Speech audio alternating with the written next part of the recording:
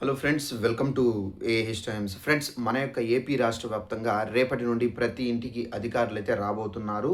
అధికారులు వచ్చిన తర్వాత తప్పనిసరిగా ఈ పేపర్స్ అనేది మీరు చూపించాల్సిందే ఉంటుంది. అదే ఈ పేపర్స్ మీరు ఏమేమి పేపర్స్ చూపించాలి ఏంటి అనేది మీకు క్లారిటీగా ఎక్స్ప్లెయిన్ అయితే చేస్తాను. అయితే ఈ సర్వేకి సంబంధించి మనకు జూన్ 6వ తేదీ వరకు ఈ సర్వే అనేది జరగబోతుందండి.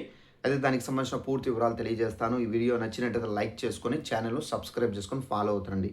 ఇక వివరాల్లోకి వెళ్ళినట్లయితే మన యొక్క ఏపీ రాష్ట్ర వ్యాప్తంగా మనకు గృహ గణన సర్వే అనేది చేయబోతున్నారు. అయితే ఈ గృహ గణన సర్వేకి సంబంధించి ఏపీ ప్రభుత్వం ప్రతి ఒక్కరి ఇళ్లకు అధికారులు అయితే పంపిస్తున్నారు.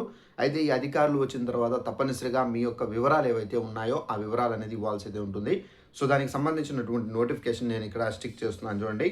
ఇక్కడ ఈ నోటిఫికేషన్లో చూసుకున్నట్లయితే గృహ గణనకు జూన్ 6 వరకు గడువు పొడిగింపు అని చెప్పేసి ఇక్కడైతే ఇవ్వడం అయితే జరిగింది. అయితే మనకు కొన్ని రాష్ట్రాల్లో గృహగణన పూర్తి కాకపోవడంతో ముందుగా నిర్ణయించినటువంటి షెడ్యూల్ ప్రకారం శనివారంతో ముగియనున్న గడువును మరో వారం పొడిగించినటువంటి కేంద్ర ప్రభుత్వం. సో ఫ్రెండ్స్, చూసారు కదా, మనకి యాక్చువల్లీ ఏంటంటే శనివారం ఈ గడువు అనేది ముగించాల్సి అయితే ఉంది. బట్ ఏంటంటే ఈ గడువును పొడిగించడం అయితే జరిగింది కేంద్ర ప్రభుత్వం. ఎందుకంటే చాలా దగ్గరలో ఈ గృహగణనకి సంబంధించి ఏదైతే సర్వే ఉందో ఈ సర్వే అనేది చేయలేదు. సో ఈ సర్వే అనేది పెండింగ్లో అయితే ఉంది. సో దాని కారణంగా ఏంటంటే గడువు పెంచడం అయితే జరిగింది. అయితే వచ్చే నెల జూన్ 6వ తేదీ వరకు ఈ గృహగణనకు సంబంధించినటువంటి సర్వే అనేది చేపడతారు. సో ఇళ్లకు ప్రతి ఇంటికి సిబ్బంది అయితే వస్తారు, వచ్చి వివరాలు అనేది సేకరిస్తారు. అయితే ఇక్కడ మీరు చూసుకున్నట్టు ప్రతి ఇంటికి సంపూర్ణ లెక్కింపు అనేది చేస్తారు. అలాగే ప్రతి ఒక్కరి సమాచారం దేశానికి లాభం.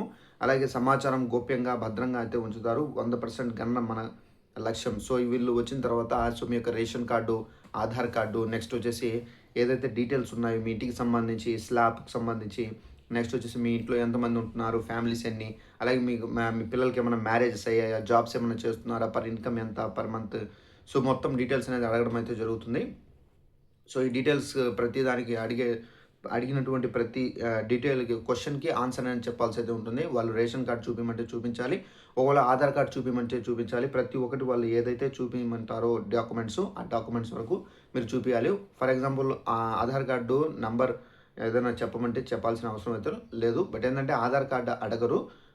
ఒకవేళ అడిగినా కానీ మీరు చెప్పాల్సిన అవసరం అయితే లేదు. అలాగే ఓటీపీ మాత్రం అడగరు. మీ యొక్క ఫోన్కి, మొబైల్కి ఓటీపీ వస్తుంది, ఓటీపీ నెంబర్ చెప్పండి అని చెప్పినా కానీ మీరు చెప్పాల్సిన అవసరం అయితే లేదు. ఒకవేళ ఓటీపీ అడిగారనుకోండి, అది రియల్ ఆఫీసర్ కాదు, ఫేక్ ఆఫీసర్ అని చెప్పేసి మీరు అర్థమైతే చేసుకోవాలి. సో ఈ విధంగా ఏంటంటే మనకు గృహగణనకు సంబంధించి జూన్ 6వ తేదీ వరకు ఈ సర్వే అనేది దేశవ్యాప్తంగా జరగబోతున్నారు. సో వీడియో నచ్చినట్లయితే లైక్ చేసుకొని ఛానల్ను సబ్స్క్రైబ్ చేసుకొని ఫాలో అవుతుండే ప్రతి చిన్న ఇన్ఫర్మేషన్ ఆంధ్రప్రదేశ్ ప్రభుత్వానికి సంబంధించి వచ్చిన వెంటనే తెలియజేస్తూ ఉంటాను. Thanks for watching this video. All the best.